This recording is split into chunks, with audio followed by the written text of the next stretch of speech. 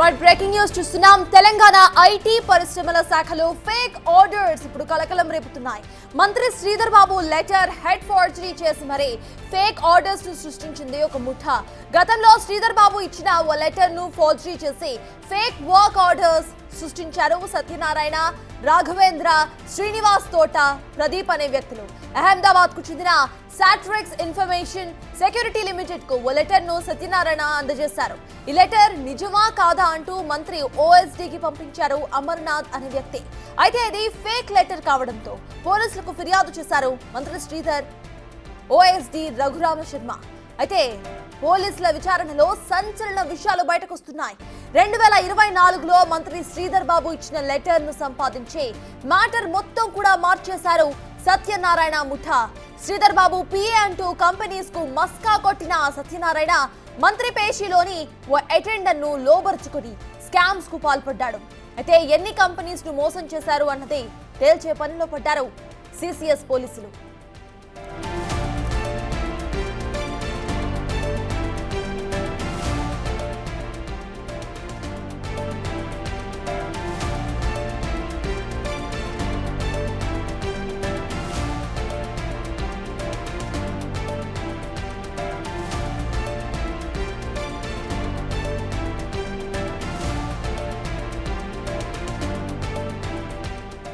Telangana IT పరిశ్రమల శాఖలో fake orders ఇప్పుడు కలకలం రేపుతున్నాయి. అది కూడా మంత్రి శ్రీధర్ బాబు లెటర్ ప్యాడ్ ని ఫోర్జరీ చేసేశారు వీళ్ళు.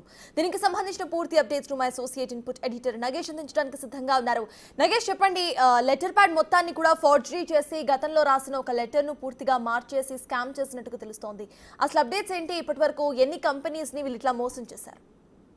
తెలంగాణ సచివాలయంలో ఇప్పటి వరకు జాబులు, నకిలీ జాబుల పేరిట చాలామందికి లెటర్లు ఇచ్చారు.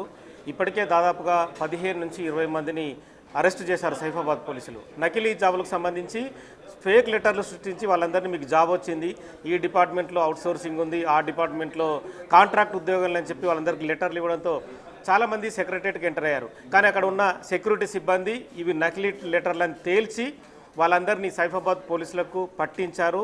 అందులో కూడా పెద్ద ఎత్తున స్కామే జరిగిందన్నారు. దాంతో సెక్రటరియట్ లోపలికి ఎంటర్ కావాలంటే ఖచ్చితమైన ఆధారాలు చూపించాలి. ఏ మంత్రి నుంచి కిందకి ఫోన్ వెళ్తుంది, ఆ మంత్రి నుంచి ఎవరు పాస్ ఇచ్చారనేది కూడా ఖచ్చితంగా చూస్తున్నారు. కానీ ఇప్పుడు జాబ్ లెటర్లే కాదు, తాజాగా కంపెనీలు ఇప్పిస్తామని చెప్పి కొత్త స్కామ్ బయటకు వచ్చింది. బిగ్ టీవీ చేతిలో ఎక్స్క్లూజివ్గా ఇన్ఫర్మేషన్ మనం ప్రజెంట్ చేస్తున్నాం.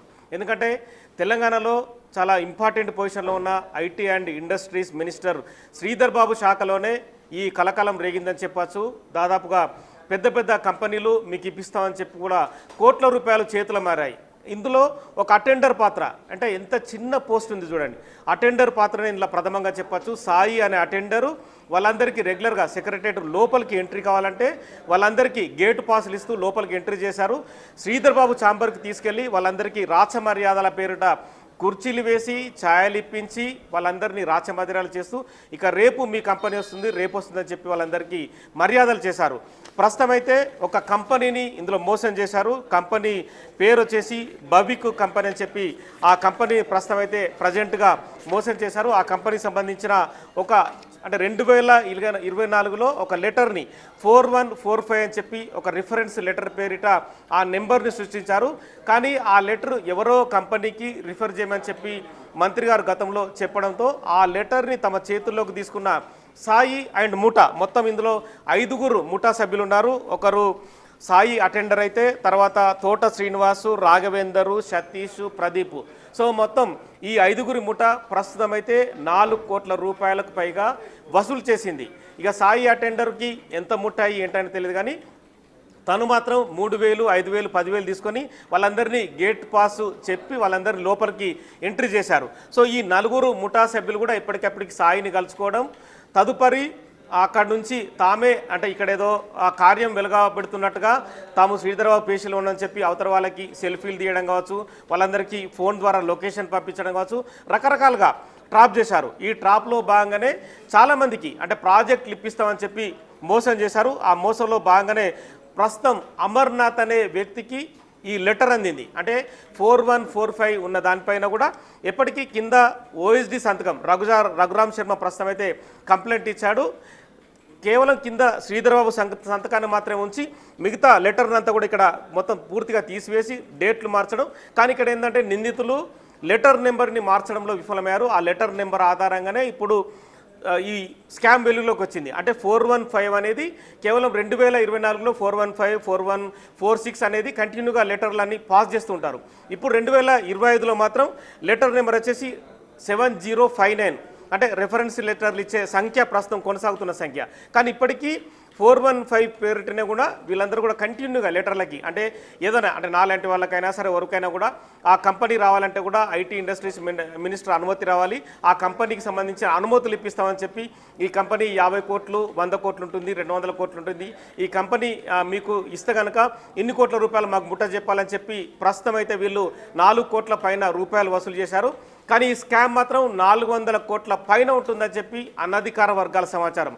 ప్రస్తుతం అయితే సిసిఎస్ ఇన్స్పెక్టర్ జహంగీర్ దర్యాప్తు చేస్తున్నారు. సైఫాబాద్కి మొదట రఘురామ్ శర్మ శ్రీధర్ బాబు పర్సనల్ ఓఎస్డి ప్రస్తుతం అయితే కంప్లైంట్ ఇచ్చారు. ఆ కంప్లైంట్ ఆధారంగా ఎఫ్ఐఆర్ రిజిస్టర్ అయింది. ఎఫ్ఐఆర్ కూడా మన చేతిలో ప్రస్తుతం ఎక్స్క్లూజివ్గా ఉంది. సో ఇందులో కూడా సెక్షన్లన్నీ కూడా వీళ్ళందరూ మోసం చేయడము, చీటింగ్ చేయడము, ఒక మంత్రి దగ్గర నుంచి లెటర్లు దొంగరించి ఫార్వర్డ్ చేసి కంపెనీలు ఇస్తామని చెప్పి మోసం చేయడం కింద ఒక 4-5 సెక్షన్ల కింద అయితే ప్రస్తుతం 338 కానీ 318 కానీ 336 కానీ 337, 340 బిఎన్ఎస్ యాక్ట్ కింద ప్రస్తుతం అయితే కేసు నమోదైంది. ఇప్పుడు 4 చెప్తున్న పేర్లు. సాయిని అయితే ప్రస్తుతం అదుపులోకి తీసుకొని విచారిస్తున్నారు. మిగతా 4 ఎవరైతే ఉన్నారో తోట శ్రీనివాస్ కానీ, రాఘవేందర్ కానీ, సతీష్ కానీ, ప్రదీప్ కానీ ఈ సాయంత్రం సిసిఎస్ పోలీసుల ముందు హాజరవుతామని చెప్పి వాళ్ళంతా పోలీసులకు సమాచారం ఇచ్చారు. ఈ 4 పట్టుకుంటే కనుక ఇంకా దీని వెనుక ఎవరున్నారు, ఈ స్కామ్లో సూత్రధారులు కానీ, పాత్రధారులు కానీ, మంత్రి పేషిలో ఇంకా ఎవరైనా వ్యక్తులు ఉన్నారా, ఆ వ్యక్తులే లెటర్లు పాస్ చేయడానికి కారణమయ్యారన్న కోణంలో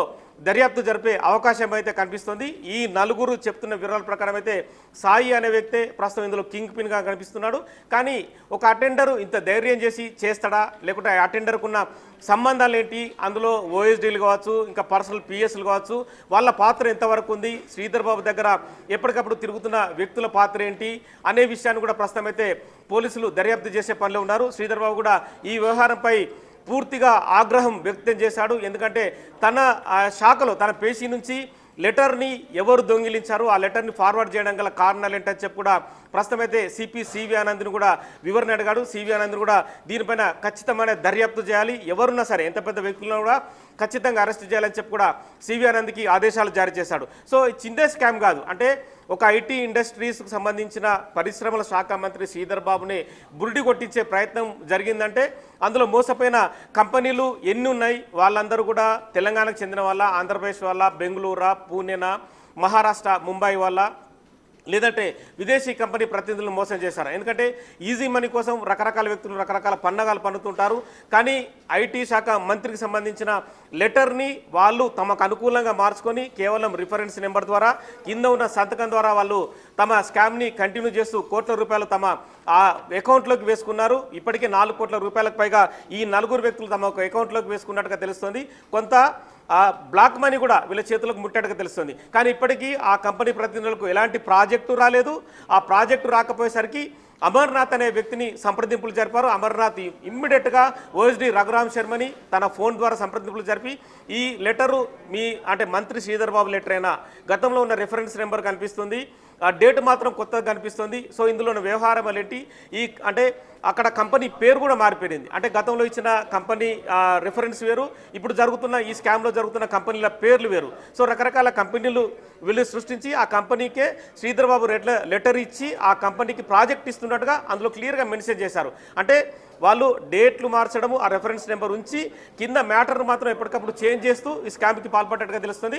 ప్రస్తుతం అయితే దర్యాప్తు కొనసాగుతుంది. ఈ సాయంత్రంకు ఆ 4 లొంగిపోయిన తర్వాత ఇందులో ఉన్న పాత్రదారులు కానీ, సూత్రధారులు కానీ, శ్రీధర్ బాబు పేషీలో ఉన్న వ్యక్తులు కావచ్చు, బయట వ్యక్తులు కావచ్చు, లేదంటే మంతని ఆ శాసనసభ నియోజకవర్గం నుంచి ఆ శ్రీధర్ బాబు ఉన్నారు కాబట్టి అక్కడి నుంచి ఉన్న వ్యక్తులు ఎవరైనా ఉన్నారా, హైదరాబాద్ చుట్టుపక్కల ప్రాంతం నుంచి ఎవరైనా ఐటీ కంపెనీకి సంబంధించిన ప్రతినిధులు ఈ స్కామ్కి పాల్పడ్డారన్న దర్యాప్తులో మరిన్ని విషయాలు అయితే తెలిసే అవకాశం కనిపిస్తుంది. అయితే నగేష్, వాట్ యూ థింక్, దీని వెనుక పొలిటికల్గా కూడా ఏమైనా హస్తం ఉండే ఛాన్స్ ఉంది అనుకోవాలా? అట్ ద సేమ్ టైమ్ ఇందాక మీరు చెప్పినట్టు ఒక అటెండర్కి అంత ధైర్యం ఎలా వచ్చింది అనే కోణంలో కూడా ఆలోచించాలి.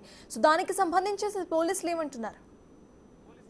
ఈ 4 వీళ్ళని కాంటాక్ట్ చేశారు. 4 నెంబర్ల ఆధారంగా ఖచ్చితంగా మీరు రావాలి, లేదంటే మాత్రం మీ పరిస్థితి దారుణంగా ఉంటుందని చెప్పడంతో ఆ నలుగురు వ్యక్తులు కూడబలుకున్నారు. సాయితో సంప్రదింపులు జరిపారు. నలుగురు అయితే సాయంత్రం సిసిఎస్ ముందు అటెండ్ అవుతున్నారు. ఎందుకంటే అమర్నాథ్ కానీ, ప్రదీప్ కానీ, తోట శ్రీనివాస్ కానీ, సతీష్ కానీ, సో ఈ వ్యక్తులకు శ్రీధర్ బాబు పేషీలో ఉన్న ఇంకా మరింత మంది వ్యక్తులతో సంబంధాలు ఉన్నాయి. ఎందుకంటే అందులో ఉన్న పిఎస్లు ఉంటారు, ఓఎస్డీలు ఉంటారు, ప్రైవేట్ ఓఎస్డీలు ఉంటారు, ప్రైవేట్ పిఎస్లు ఉంటారు. ఎందుకంటే ఒక మంత్రి దగ్గర రకరకాల వ్యవహారాలు చూడాలంటే రకరకాలకు సంబంధించిన వింగుల్ని మంత్రులు ఏర్పరచుకుంటారు. కానీ కింది స్థాయిలో వ్యక్తులు వాళ్ళు ఏం చేస్తున్నారు అనేది మంత్రికి సమాచారం ఉండకపోవచ్చు. ఎందుకంటే వాళ్ళు ఆ లెటర్లు సృష్టించి ఎన్ని రకాల స్కామ్కి పాల్పడ్డారు ఏందనేది కూడా క్లారిటీగా తెలియకపోయి ఉండొచ్చు. కానీ ఇక్కడ సత్యనారాయణ వ్యక్తి కూడా ప్రస్తుతం ఇందులో ఈ మొత్తం ఎంటైర్ స్కామ్లో చాలా కింగ్ పిన్గానే తెలుస్తుంది. ఎందుకంటే ప్రస్తుతం అయితే ఇతను ఢిల్లీకి వెళ్ళినట్టుగా తెలుస్తుంది. ఢిల్లీకి కూడా సిసిఎస్ పోలీసులు వెళ్ళి ఆ సత్యనారాయణని పట్టుకొచ్చే పనిలో పడ్డారు. ఎందుకంటే మంత్రి దగ్గర తిరుగుతూ ఏదో పని కోసం, అంటే జనరల్గా చాలామంది వ్యక్తులు అంటే ప్రజలు కానీ, స్థానికంగా ఉన్న నియోజకవర్గ నేతలు కానీ, లేకుంటే ఐటీకి సంబంధించిన చాలామంది వ్యక్తులు రెగ్యులర్గా కలుస్తుంటారు. ఆ క్రమంలోనే మంత్రితో కొంతమంది ఫోటోలు దిగుతుంటారు. లేకుంటే తమ అనుచరులను పెట్టుకొని మంత్రి నడిచేటప్పుడు కావచ్చు, మంత్రి దగ్గరికి వెళ్ళి బోకే ఇచ్చేటప్పుడు, స్వీట్ బాక్సులు ఇచ్చేటప్పుడు కానీ ఫోటోలు దిగుతుంటారు. ఆ ఫోటోల్ని అడ్డం పెట్టుకొని కూడా ఈ స్కామ్ చేసినట్టుగా తెలుస్తుంది. సత్యనారాయణ సేమ్ అంటే మంత్రి నడుస్తున్నప్పుడు వెళ్తూ ఉన్నప్పుడు కూడా ఒక ఫోటో అయితే బయటకు వచ్చింది. ఆ ఫోటో అడ్డం పెట్టుకునే ఈ లెటర్లు సృష్టించి తాను మంత్రికి దగ్గర, మంత్రి మనకు చాలా క్లోజ్గా ఉంటాడు, మనం ఏం చెప్పినా ఆ పని చేస్తుంటాడు, మంత్రికి సంబంధించిన వ్యక్తులు కూడా మనతో టచ్లో ఉంటారు అని చెప్పి, అంటే బయట జరుగుతున్న వ్యవహారాలకు సంబంధించి జనరల్గా నేను చెప్పుకొస్తున్నా. సో అలాంటిగానే సత్యనారాయణ ప్రస్తుతం వివిధ రకాల కంపెనీలను మోసం చేశారు. తన గ్రూప్ని కూడా, ఈ నలుగురు గ్రూప్ను కూడా ఏర్పాటు చేసుకున్నారు. ఈ నలుగురు సాయి, సత్యనారాయణ వీళ్ళందరూ కనుక పోలీసులకు పట్టుబడ్డ తర్వాత ఈ స్కామ్ వెనుక ఉన్న వ్యక్తులు ఎవరు, ఇందులో ఎవరెవరు సహకరించారు, ప్రాజెక్టులు ఇవ్వడానికి గల కారణాలేంటి, లెటర్లు సృష్టించి డబ్బులు తీసుకొని ఎందుకు మోసం చేశారు, సో ఇవన్నీ విషయాలు కూడా ఖచ్చితంగా దర్యాప్తులో బయటపడే అవకాశం కనిపిస్తుంది. నాగేష్, వీళ్ళు నలుగురు కూడా ఎప్పుడు లొంగిపోయే అవకాశం ఉందనుకోవాలి, వాళ్ళే లొంగిపోయే ఛాన్సెస్ ఉన్నాయి అనుకోవాలా, పోలీసులు ఎటువంటి యాక్షన్ ప్లాన్తో ముందుకు వెళ్ళే అవకాశం ఉంది అని మనం ఎక్స్పెక్ట్ చేయాలి? ఎందుకంటే ఒక మంత్రిలో జరుగుతున్న స్కామ్ కాబట్టి, ఎందుకంటే ఇప్పటికే తెలంగాణ సచివాలయంలో రకరకాల ఇష్యూలతో కొంత బదనామైంది. ఎందుకంటే గతంలో చాలామంది ఫేక్ జాబ్ లెటర్లు సృష్టించి చాలామంది ఎంటర్ అయ్యారు. ఎందుకంటే అక్కడ ఉన్న మంత్రుల దగ్గర ఉన్న పిఎల్ కావచ్చు, పిఎస్లు కావచ్చు, వాళ్ళకి గేట్ పాసులు ఇప్పించడం, వాళ్ళందరూ లోపలికి ఎంటర్ కావడం. కానీ ఆ లెటర్లన్నీ కూడా ఫేకే. ఎప్పుడో ఒకసారి తయారు చేసిన ఏదో లెటర్, కాంట్రాక్టుకు సంబంధించిన బేసిక్ ఉద్యోగం కావచ్చు, లేదంటే ఇంకో రకమైన ఉద్యోగాలు కావచ్చు, ఆ ఉద్యోగాలు ఇప్పిస్తామని చెప్పి గతంలో ఎవరో ఒకరు ఆ ప్రభుత్వం నుంచి వాళ్ళకు ఉద్యోగాలు ఇప్పించవచ్చు. కానీ అలాంటి లెటర్లు అడ్డం పెట్టుకొని సేమ్ ఆ పదాల్ని మళ్ళీ టైప్ చేస్తూ అక్కడ ఆ డేట్లు మారుస్తూ కింద ఉన్న అంటే మంత్రుల సంతకాలు కావచ్చు, మంత్రులకు సంబంధించిన సీనియర్ ఐఏఎస్ల సంతకాలను కూడా ఫోర్జరీ చేస్తూ వాళ్ళందరికీ మీకు జాబ్ వచ్చింది ఇప్పుడు జాయిన్ కండి అని చెప్పి వాళ్ళకి లెటర్లు ఇవ్వడంతో చాలామంది అమాయకులు 5 లక్షలు 10 లక్షలు ఇచ్చి సెక్రటరేట్ లోపలికి ఎంటర్ అయిన తర్వాత వాళ్ళకు ఎవరిని కలవాలి, ఎవరికి తీసుకెళ్ళి ఆ లెటర్ చూపించాలన్న సందిగ్ధంలో పడ్డారు. ఆ క్రమంలోనే సెక్యూరిటీ సిబ్బంది ఆ లెటర్ను చేతుల్లోకి తీసుకొని పరిశీలించారు. కానీ ఆ లెటర్ మాత్రం ఫేక్ అని పూర్తిగా తేలిపోయింది. సో ప్రస్తుతం కూడా అలాంటి స్కామ్ ఇది. కానీ ఆ స్కామ్ అంటే 5 లక్షలు 10 లక్షల రూపాయలతో అయింది. కానీ ఈ స్కామ్ మాత్రం 100 కోట్లతో కూడుకుంది. ఎందుకంటే ఒక కంపెనీ 100 కోట్లు, 50 కోట్లు కావచ్చు, 500 కోట్లు కావచ్చు. ఎందుకంటే తెలంగాణ పరిశ్రమల రంగం అభివృద్ధి చెందడానికి కాంగ్రెస్ పార్టీ ప్రభుత్వం రకరకాల కృషి చేస్తుంది. తెలంగాణకి పరిశ్రమలు వస్తే ఉద్యోగాల అవకాశాలు వస్తాయని చెప్పి చాలా వరకు ప్రయత్నాలు కొనసాగుతుంది. ఇందులో భాగంగానే దావోస్ కానీ, విదేశీ పర్యటనలో శ్రీధర్ బాబు కానీ, రేవంత్ రెడ్డి చాలా ముఖ్యంగా పర్యటించారు, కంపెనీలు తీసుకురావడానికి కృషి చేశారు. కానీ ఇలాంటి వాటిని అడ్డం పెట్టుకొని ప్రస్తుతం భవిక్ పటేల్ అనే వ్యక్తికి మొదట ఇన్ఫర్మేషన్ సెక్యూరిటీ లిమిటెడ్ వాళ్ళకి ఒక లెటర్ని పాస్ చేస్తే ఆ లెటర్ని అడ్డం పెట్టుకున్న సాయి, సత్యనారాయణ, మిగతా ఈ గ్రూప్ సభ్యులందరూ కూడా రకరకాల కంపెనీలను వాళ్ళను పిలిపించుకొని ఆ కంపెనీల పేర్లు అక్కడ ప్రింట్ చేసి ఆ కంపెనీలకే ఈ ప్రాజెక్ట్ వస్తుందని చెప్పి నమ్మబలికి వాళ్ళ నుంచి కోట్ల రూపాయలు వసూలు చేశారు. ప్రస్తుతం అయితే 4-5 కోట్ల రూపాయలు వసూలు చేశారు. కానీ తదుపరి విచారణలో ఏ కంపెనీ దగ్గర ఎంత పెద్ద మొత్తంలో తీసుకున్నారో, అది చెక్కి రూపేనా, లేదంటే నగదు రూపేనా తీసుకున్నారా, లేదంటే బయట మనీ రూపేనా, వాళ్ళకి ఆ ట్రాన్స్ఫర్ రూపేనా డబ్బులు వచ్చాయా, సో ఇవన్నీ విషయాలు కూడా ఖచ్చితంగా ఈ నలుగురు అయితే ప్రస్తుతం లొంగిపోతున్నారు. సత్యనారాయణ వ్యక్తిని కూడా ఢిల్లీ నుంచి సిసిఎస్ పోలీసులు ప్రస్తుతం అయితే పట్టుకొస్తున్నారు. ఈ కేసుని చాలా కాన్ఫిడెన్షియల్గా విచారిస్తున్నామని చెప్పి పోలీసులు చెప్పారు. కానీ ఇందులో వస్తున్న దర్యాప్తులో వస్తున్న విషయాలు బయటకు చెప్పాలంటే మాత్రం ఖచ్చితంగా వీళ్ళు ఎక్కడెక్కడ స్కామ్ చేశారు, ఎన్ని కంపెనీలకు లెటర్లు ఇచ్చారనే విషయాన్ని బయటకు తెచ్చే అవకాశం కనిపిస్తుంది. ఒకవేళ అఫీషియల్గా ఇదంతా స్కామ్ అంతా బయటపడ్డ తర్వాత అఫీషియల్గానే సీసీఐకి సంబంధించిన డీసీపీ కూడా ప్రెస్ మీట్ పెట్టి అన్ని విషయాలు కూడా వెల్లడించే అవకాశం కనిపిస్తుంది. Right, thank you Nagesh. CS కొత్త స్కామ్ చూస్తున్నాం. తెలంగాణ ఐటీ పరిశ్రమల శాఖలో ఫేక్ ఆర్డర్స్ ఇప్పుడు కలకలం రేపుతున్నాయి. డైరెక్ట్ గా ఐటీ మినిస్టర్ మంత్రి శ్రీధర్ బాబు లెటర్ ప్యాడ్ ని ఫోర్జరీ చేసేసి మరి ఫేక్ ఆర్డర్స్ ను సృష్టించింది ఈ ముఠా. అయితే ఈ నలుగురు కూడా ఇప్పుడు లొంగిపోవాల్సిన అవసరం కనిపిస్తోంది. పోలీసులు కూడా విచారణను వేగవంతం చేశారు. వీళ్ళ వెనక అసలు ఎవరి హస్తమైనా ఉందా? అటెండర్ కూడా ఇందులో ఇన్వాల్వ్ అయినట్టుగా తెలుస్తోంది. అయితే అటెండర్ వెనక ఎవరైనా ఉన్నారా అనేది కూడా ఇటు విచారణలో తెలియ అవకాశం కనిపిస్తోంది.